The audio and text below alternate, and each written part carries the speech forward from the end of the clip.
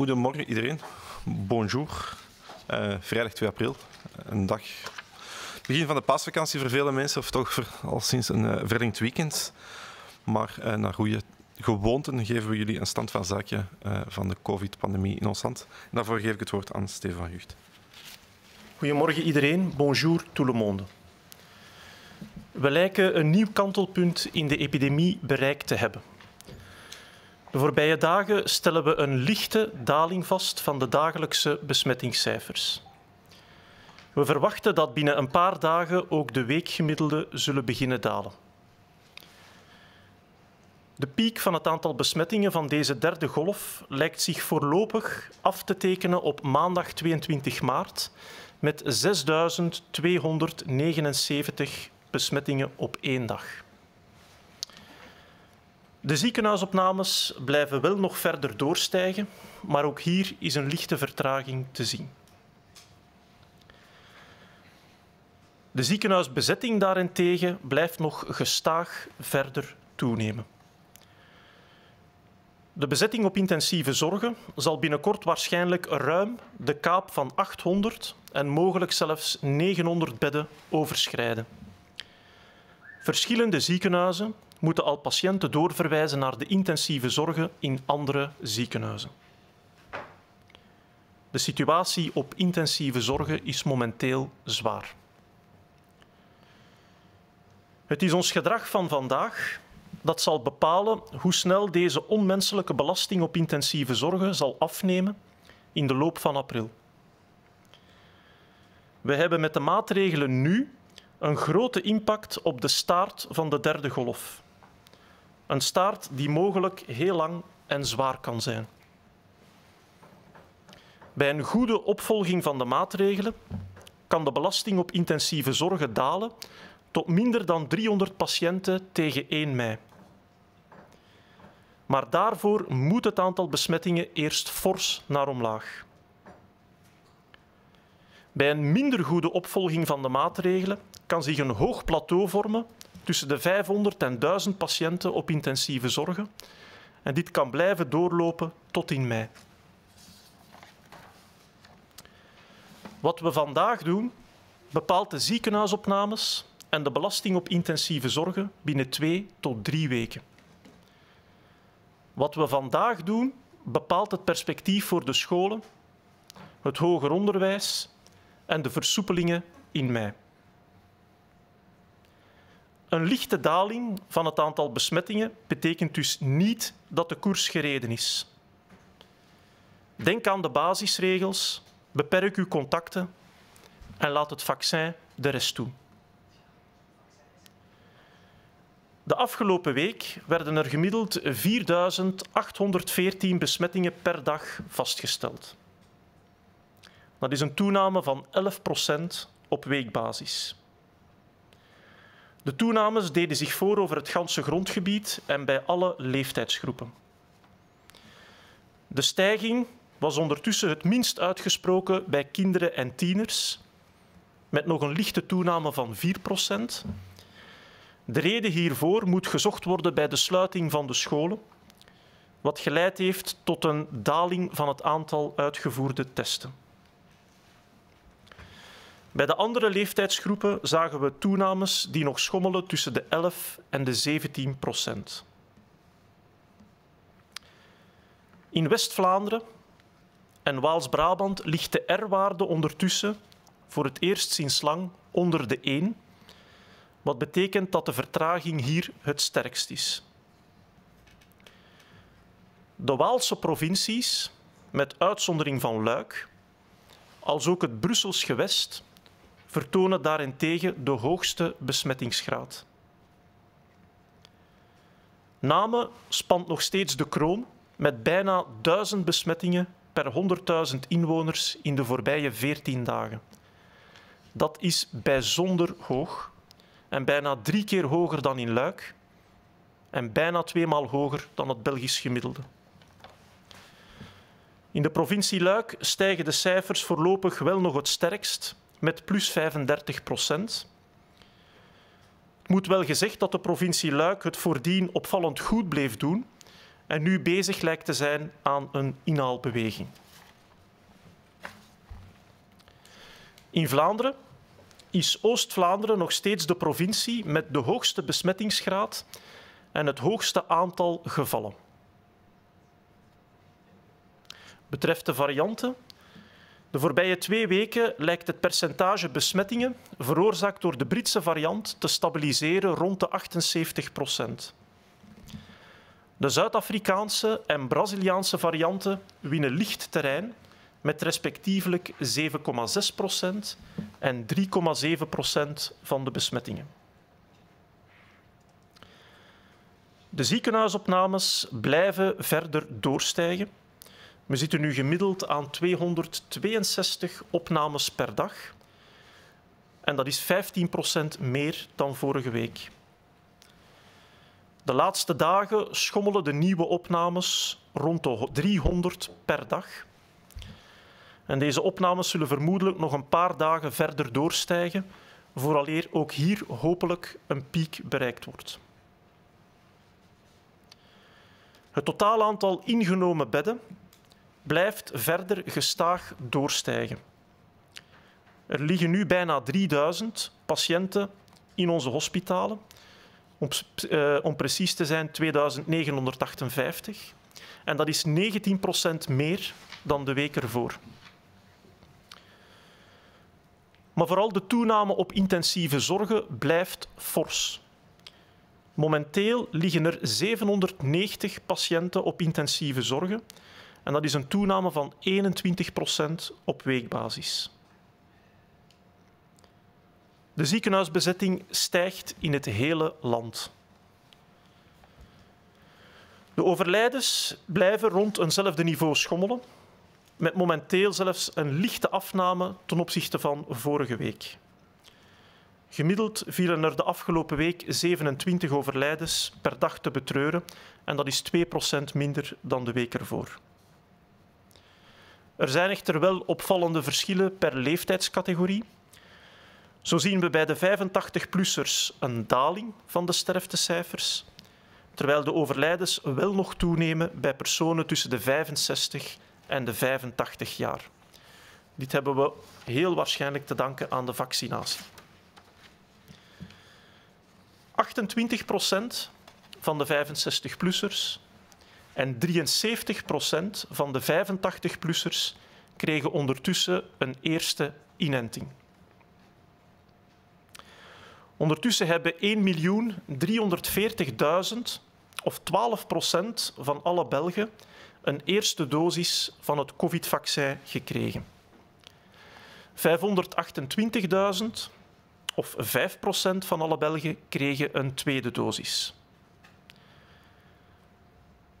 Er werden iets meer dan 300.000 dosissen per week gezet. Het aantal vaccinaties neemt daarmee week na week toe. Vervolgens nog een kort woordje over de woonzorgcentra. Daar kunnen we bondig zijn. In de woonzorgcentra blijft de situatie goed onder controle. Het aantal nieuwe besmettingen blijft laag, met minder dan 2 besmettingen per 1000 bewoners per week. Meestal gaat het om geïsoleerde gevallen en zelden om een uitbraak. Er zijn minder dan 10 grote uitbraken per week. Woonzorgcentrumbewoners vertegenwoordigen nog slechts 1,9% van de ziekenhuisopnames, terwijl dit enkele maanden geleden nog bijna 20% bedroeg. Ook het aantal overlijdens in de woonzorgcentra is verder gedaald, van 19 naar 13 per week. Het vaccin heeft van de woonzorgcentra een baken van rust gemaakt, te midden van een grote coronastorm. En om af te sluiten zouden we ook nog een korte update willen geven over het profiel van patiënten in de ziekenhuizen. Dat is wel met een kanttekening, want de cijfers voor de maand maart, in het bijzonder voor intensieve zorgen, zijn nog heel onvolledig. Die worden met een zekere vertraging gerapporteerd aan Cienzano. Maar toch kunnen we reeds een aantal trends weergeven betreft de gehospitaliseerde patiënten. Het percentage ziekenhuisopnames in functie van het aantal positieve testen lijkt vrij stabiel te blijven. Ongeveer 5 à 6% van de bevestigde besmettingen leidt tot een ziekenhuisopname. De typische patiënt die opgenomen wordt in het ziekenhuis is ondertussen 11 jaar jonger geworden sinds februari, maart. De mediane leeftijd van patiënten was 77 jaar in december en is nu 66 jaar in maart. Dat wil dus zeggen dat momenteel de helft van de patiënten jonger is dan 66 jaar. Deze relatieve verjonging betekent ook dat het percentage patiënten met onderliggende aandoeningen is afgenomen. In maart had 36% van de opgenomen patiënten last van een te hoge bloeddruk, 26% van een ziekte aan hart- of bloedvaten en 19% van diabetes. Dat zijn dus de onderliggende aandoeningen. Het percentage patiënten met zwaarlijvigheid is dan weer opvallend toegenomen tot 15%. Deze verjonging van de patiëntenpopulatie is ongetwijfeld voor een stuk te wijten aan het feit dat woonzorgcentrumbewoners nog zelden worden opgenomen in het ziekenhuis en dit dankzij de vaccinatie. Mogelijk speelt ook de Britse variant een rol, aangezien uit sommige buitenlandse studies blijkt dat deze iets meer ziekte veroorzaakt bij jongere mensen. Dit moet nog bevestigd worden. Momenteel zijn vooral 60ers en 70ers het sterkst vertegenwoordigd in de opnames. Maar ook 40ers en 50ers worden regelmatig opgenomen in onze ziekenhuizen. Het percentage patiënten dat overlijdt in het ziekenhuis is gedaald sinds de tweede golf. In december bedroeg dit 21%, in februari 16% en in maart nog 14%. De gegevens, in het bijzonder voor maart, kunnen nog veranderen, want deze komen met vertraging binnen. Deze schijnbaar betere overlevingskansen kunnen te maken hebben met het feit dat de doorsnee patiënt iets jonger is geworden. De fragiele woonzorgcentrumbewoners worden nog zelden opgenomen. En ook heeft men ondertussen steeds meer vooruitgang gemaakt in de standaardbehandeling van patiënten. De doorverwijzing naar intensieve zorgen gebeurt doorgaans vrij snel na opname. En dit is reeds het geval sinds de eerste golf. Voor de meeste patiënten is dit binnen de week en vaak zelfs binnen de dag na opname. Veel patiënten komen dus meestal reeds in slechte toestand het ziekenhuis binnen. We zien dat er proportioneel meer intensieve zorgenopnames zijn op dit moment. Als je kijkt naar de totale ziekenhuisbezetting, dan bevindt 26% van de patiënten zich op intensieve zorgen. Dit creëert een zwaardere belasting op intensieve zorgen dan een tijd terug. En het is een van de belangrijke redenen waarom strengere maatregelen absoluut nodig waren. De snellere stijging van de intensieve zorgenbezetting ten opzichte van de totale bezetting in de ziekenhuizen heeft twee mogelijke oorzaken. 1. De patiënten in het ziekenhuis zijn gemiddeld jonger. En die groep belandt in verhouding vaker op intensieve zorgen dan oudere patiënten. Die laatste worden vaak minder gehospitaliseerd op intensieve zorgen, omdat zo'n behandeling erg ingrijpend is. En hun zwakke fysieke toestand laat dat niet altijd toe. Alsook is de slaagkans op herstel kleiner. Mogelijk is er ook een effect van de Britse variant, die ondertussen al een tijdje dominant is geworden. Studies in het Verenigd Koninkrijk en Denemarken suggereren dat die variant vaker geassocieerd wordt met ernstige ziekten. Dit moet ook nog bevestigd worden in België. Ik dank u voor uw aandacht.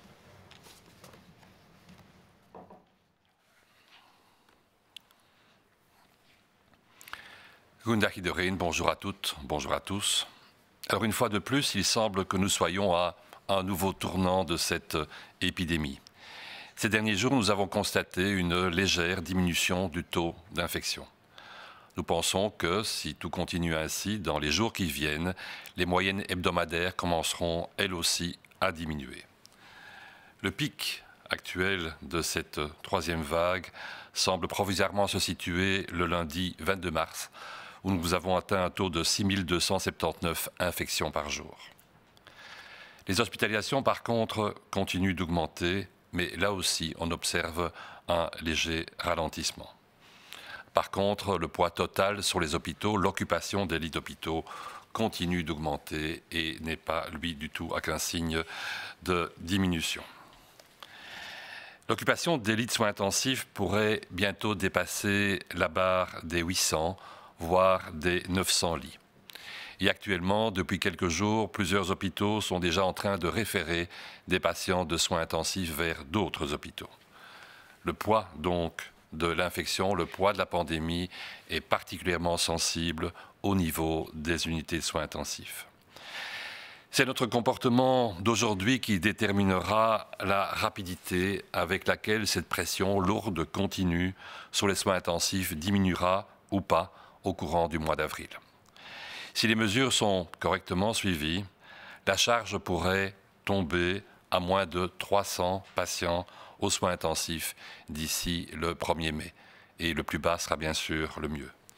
Mais pour cela, il faut d'abord réduire considérablement et continuer à réduire considérablement le nombre d'infections, puisque l'on sait que c'est dans les 7-10 jours après les infections qu'on est admis à l'hôpital et ou après qu'on va aux soins intensifs. Si le suivi des mesures est moins efficace, un plateau élevé pourrait se présenter dans lequel nous stagnerions quelque part entre 500 et 1000 patients aux soins intensifs, jusque et y compris au mois de mai, ce qui serait particulièrement délétère devant une pression aussi importante et continue, à la fois pour le soin de ces patients, bien sûr, mais surtout pour la continuité des soins des autres patients. Ce que nous faisons aujourd'hui, une fois de plus, aura un impact sur les hospitalisations, sur la pression sur les unités de soins intensifs d'ici 2 à 3 semaines. Il faut donc être capable de se projeter un petit peu dans le futur. Ce que nous faisons aujourd'hui déterminera aussi les perspectives que nous aurons pour les écoles, que nous aurons pour l'enseignement supérieur et que nous aurons pour les assouplissements que tous espèrent voir se produire au début du mois de mai. Et ce que certains ont fait hier ne va pas nous aider à obtenir cet objectif. Alors la légère baisse des infections que nous constatons aujourd'hui ne doit donc pas signifier que la partie est gagnée. Cela n'a pas signifié que nous pouvons faire n'importe quoi, parce qu'effectivement nous aurions un prix à en payer. N'oublions pas les règles de base, limitons nos contacts, laissons le vaccin progresser dans son évolution et gardons un œil non seulement sur notre santé, mais sur le rôle que nous avons pour la santé des autres.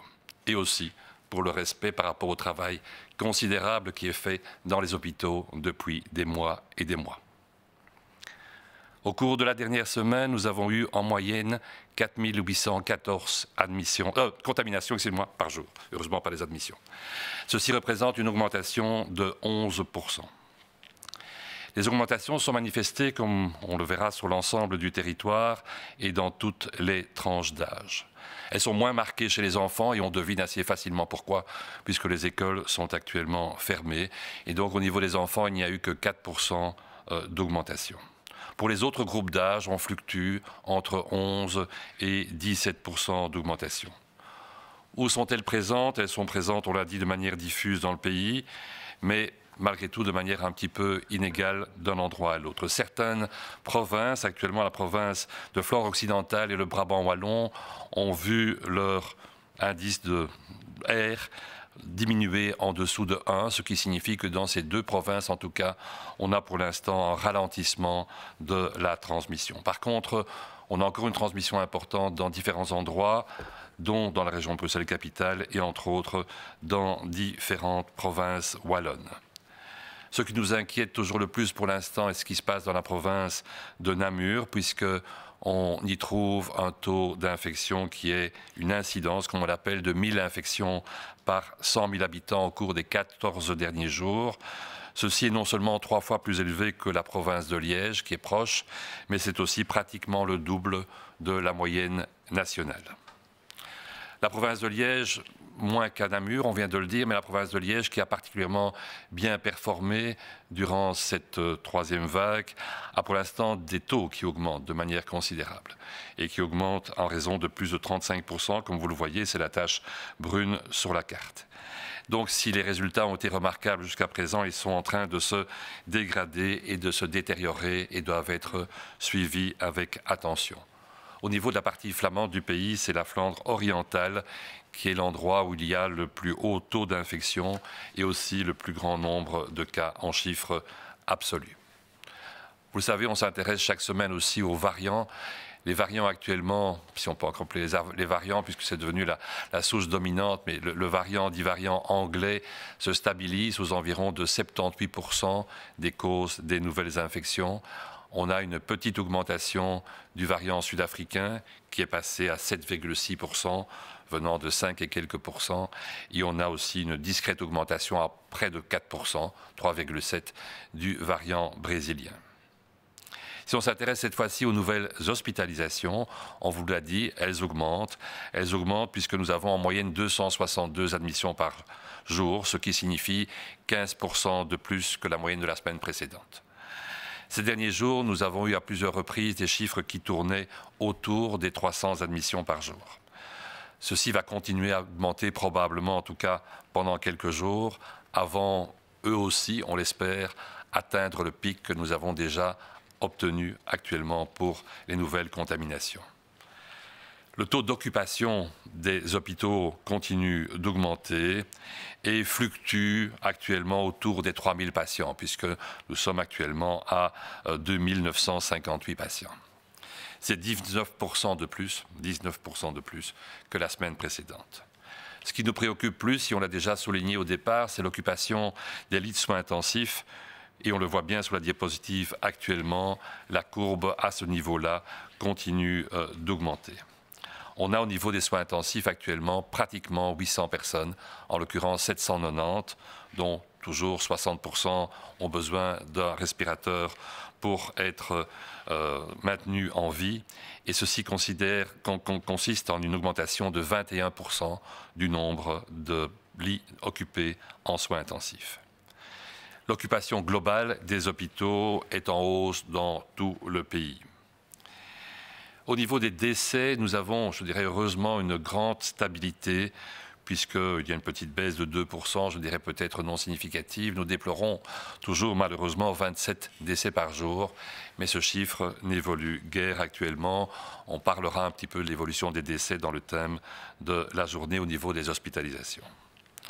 Il faut quand même souligner que cette différence est toujours très marquée entre les tranches d'âge, puisque les personnes les plus âgées, dont une partie est déjà, on va le voir, vaccinée, soit par les maisons de repos, soit même lorsqu'ils n'y vivent pas, les personnes les plus âgées, de plus de 85 ans, ont un nombre de décès en baisse, alors que c'est dans la tranche 65-85 que le nombre de décès continue d'augmenter.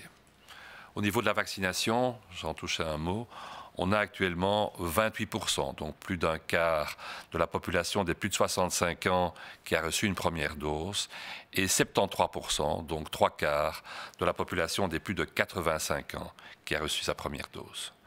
On a actuellement donné 1 340 000 premières doses dans notre pays, soit 12% des Belges, et 528 000 deuxièmes doses, soit 5%.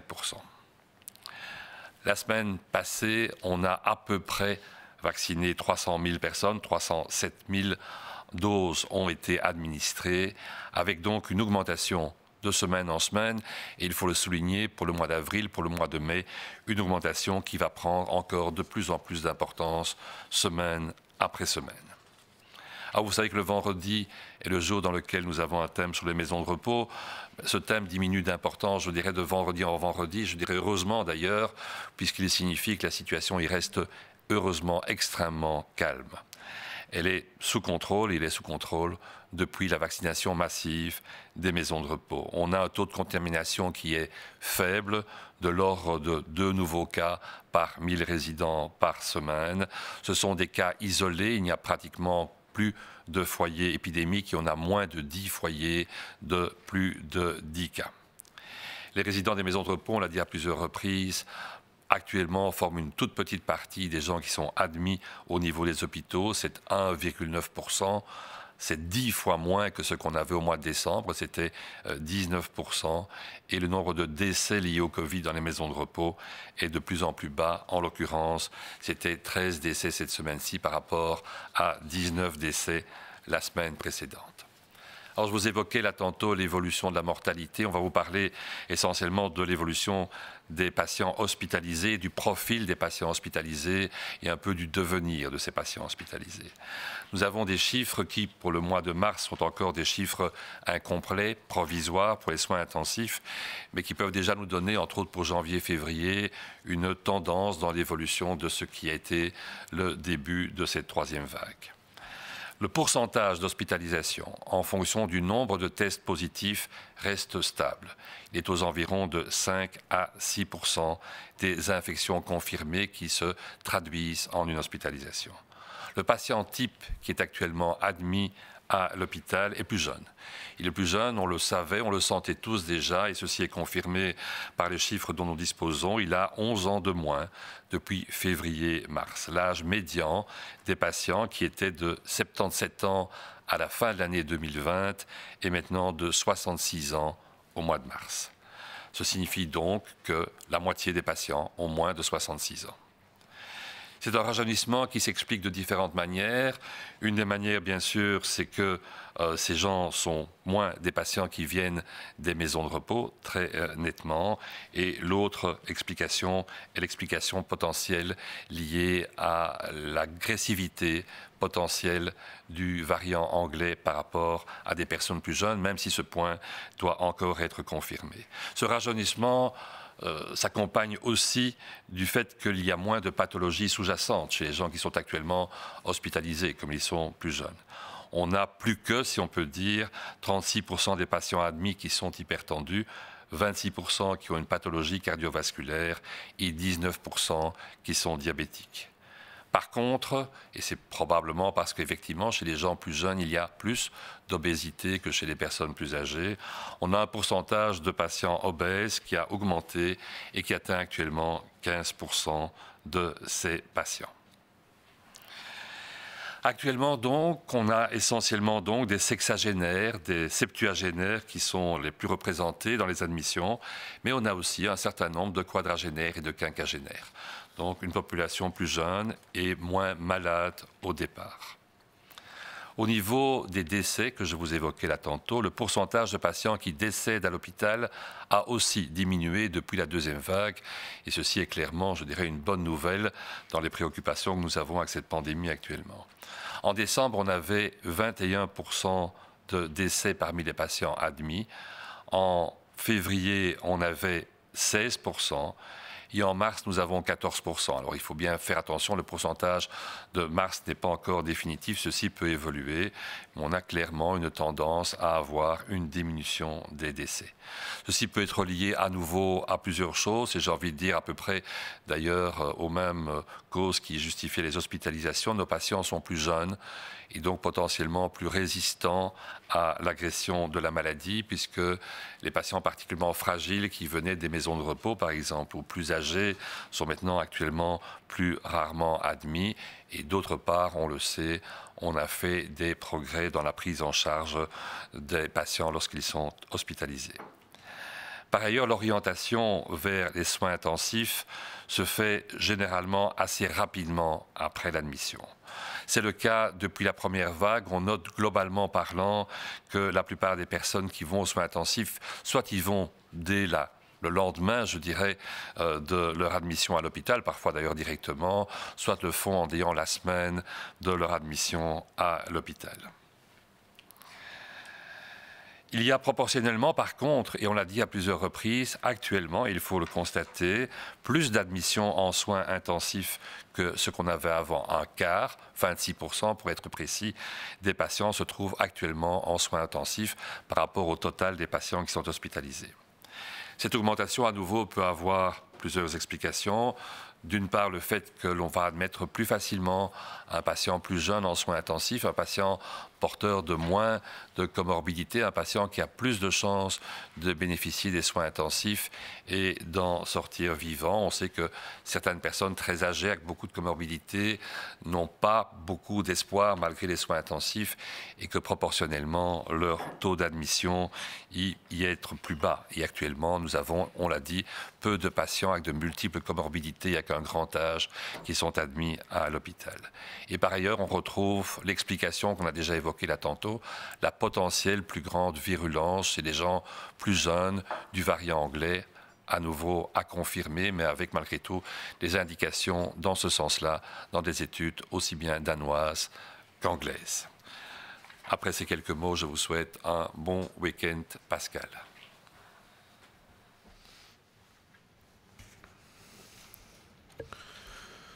Goedemorgen. We zitten momenteel in de ziekenhuizen in een situatie die we absoluut wouden vermijden. De ziekenhuizen zijn immers genoodzaakt om meer bedden vrij te houden voor COVID-patiënten. Dit betekent heel concreet dat uitstelbare zorg momenteel niet kan doorgaan. Voor het ziekenhuispersoneel is het opnieuw alle hens aan dek. Het tij moet dan ook dringend worden gekeerd en de sleutel hiervoor ligt in onze handen, in ons gedrag. Het is dan ook zeer onthutsend om vast te stellen dat een kleine minderheid zich resoluut niets aantrekt van de voorzorgsmaatregelen. Dit is een kaakslag voor iedereen die de maatregelen al maanden wel naleeft en vooral voor het zorgend personeel dat al maanden in zeer zware omstandigheden er alles aan doet om iedereen de nodige medische zorgen te kunnen geven. We begrijpen absoluut dat mensen naar buiten willen en willen samenkomen om dingen te doen. Als we echter weer zorgeloos willen genieten, zullen we er nu samen voor moeten zorgen dat de hospitalisatieopnames snel en drastisch dalen. Dit wil echter niet zeggen dat we niet samen kunnen komen met vrienden of familie. Afspreken kan, maar respecteer dan de voorzorgsmaatregelen. Buiten kan je samenkomen met 4 personen. Kinderen tot en met 12 jaar tellen hierbij niet mee. Respecteer steeds de veiligheidsafstand. Lukt dit niet of moet je toch binnen zijn, bijvoorbeeld voor een toiletbezoek, draag dan een masker. Als je samen iets wil eten of drinken, doe dit dan op een veilige manier. Voorzie vaste plaatsen voor de gasten, voorzie individuele porties en deel vooral geen eten of drinken. Denk bijvoorbeeld aan chips of nootjes. Was regelmatig je handen en blijf thuis als je ziek bent of symptomen hebt. Net zoals je een bob aanstelt, kan je nu iemand aanstellen die er moet voor zorgen dat alles coronaproof verloopt. Met respect voor deze regels, die ook gelden voor personen die al gevaccineerd zijn, is het mogelijk om met vrienden of familie af te spreken, bijvoorbeeld in het kader van Pasen. Veel mensen hebben de komende dagen een verlengd weekend of zelfs een paar dagen verlof. Ook met respect voor de regels kan je hier volop van genieten. Kies bijvoorbeeld een rustige bestemming en vermijd drukke toeristische plaatsen. Neem je de trein, raadpleeg voor vertrek dan de drukte via de app van de NMB's. Kleurt de trein oranje of rood, neem dan een trein later of kies een andere bestemming. Hou er ook rekening mee met de beperkte capaciteit op de treinen richting de kust.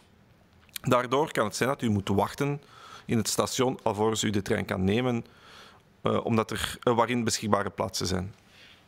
Als je naar de kust gaat, raadpleeg dan op voorhand de druktebarometer op de website dekust.be. Zondag is het niet alleen Pasen, maar ook een hoogdag voor alle wielerliefhebbers. De beste en vooral veiligste manier om de Ronde van Vlaanderen te volgen is via televisie of via de radio. We zijn ervan overtuigd dat de wielerfans opnieuw massaal gehoor zullen geven om niet af te zakken naar het parcours. Op deze manier maken we er een veilige koers van Het is dan aan de coureurs om er een mooie en vooral spannende wedstrijd van te maken. Wat uw plannen ook zijn voor de komende dagen, het komende weekend, geniet ervan, maar respecteer alsjeblieft de voorzorgsmaatregelen. Dank u wel.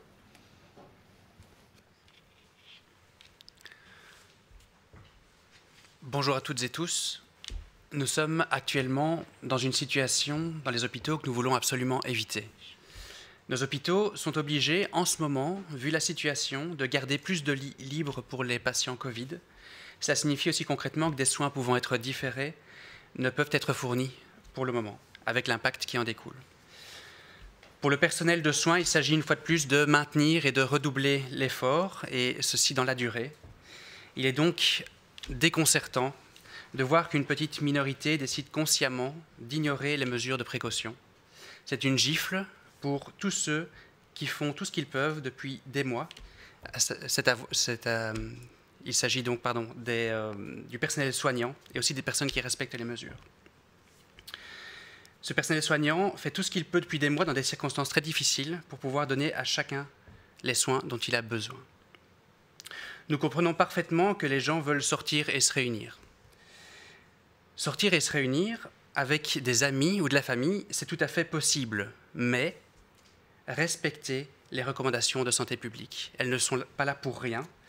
Celles-ci sont revues régulièrement pour qu'elles soient en adéquation avec la situation. Et la situation actuelle, vu le regain de l'épidémie et la tension dans le milieu hospitalier, demande des mesures particulières. Et celle-ci, c'est par exemple de ne se réunir qu'à maximum 4 à l'extérieur. C'est de respecter les distances de sécurité. Mettons-y un point d'honneur. Si ce n'est pas possible ou que vous devez quand même un court instant vous retrouver à l'intérieur, portez le masque. Ce port du masque est aussi requis dans les zones fortement fréquentées, parce que la distance est difficilement respectable. Si vous voulez manger ou boire quelque chose ensemble, c'est envisageable, mais faites-le de manière sûre. Place fixe, portions séparées, ne pas se partager les mêmes couverts ou une même bouteille, par exemple. Désinfectez ou lavez vos mains régulièrement. Si vous êtes malade ou avez des symptômes, restez chez vous.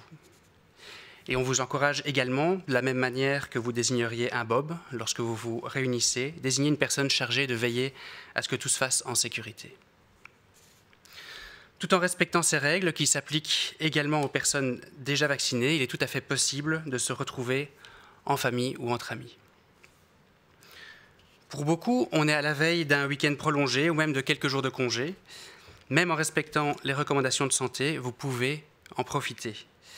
En cas d'escapade en dehors de chez vous, choisissez une destination tranquille, évitez les lieux très fréquentés. Vous prenez le train.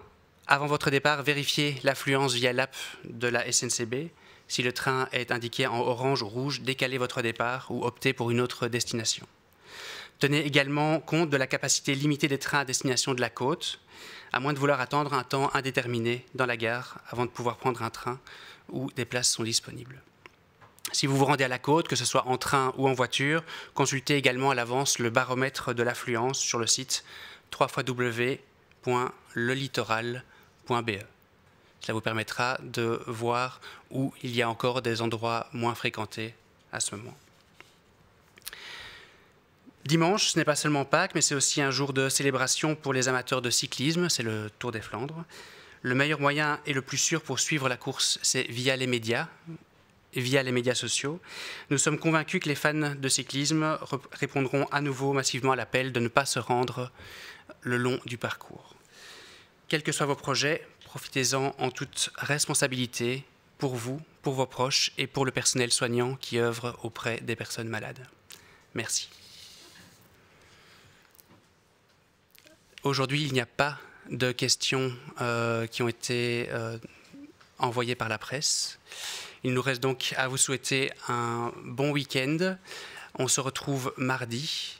D'ici là, continuons tous à respecter le plus possible les mesures de précaution pour soulager tant que possible le personnel soignant qui travaille et qui travaillera d'ailleurs tout ce week-end. Merci.